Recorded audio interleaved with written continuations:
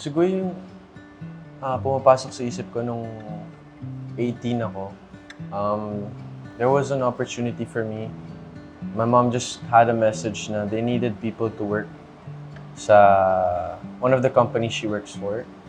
And then, ako naman, I just grabbed every opportunity kasi. So parang ako, G lang ako sa lahat. She told me na may work sa Japan na kailangan ng tao doon na hindi mahirapan sa visa, working visa, gano'n.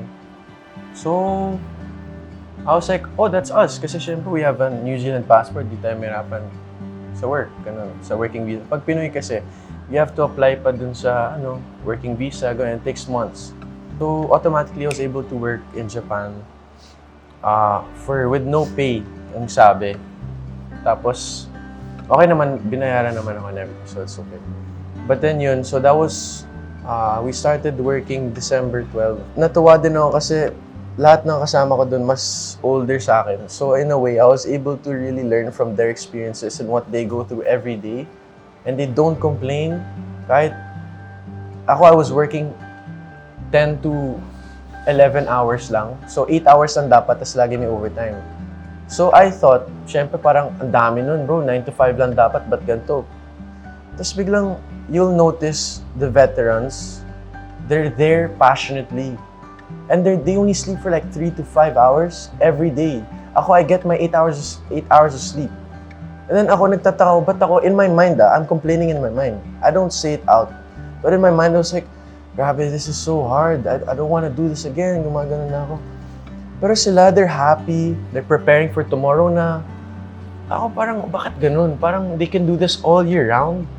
How many years na sila in the industry? One of my travel stories that really changed the way I think and challenges my personality before, the way I was before, how I think before.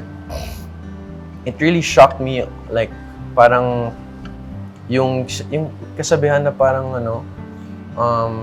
yung parang welcome to the real world, ito na yung totoong buhay, wala ka na sa school, parang mga ganong tipong kasabihan, parang lahat yun nag-play sa utak ko. And then, doon ako na-hungry. Sabi ko parang, doon ako na parang kailangan talaga sarili mo talaga sikap. Hindi pwedeng nakaasa ka lang sa kahit saan. Kahit school, parents, dapat ikaw. So, if you don't step out of that house, no blessings will come to you, diba? So for me, every day that you go out of your house, you're already traveling. So ayun, thank you guys for listening. Yun yung show.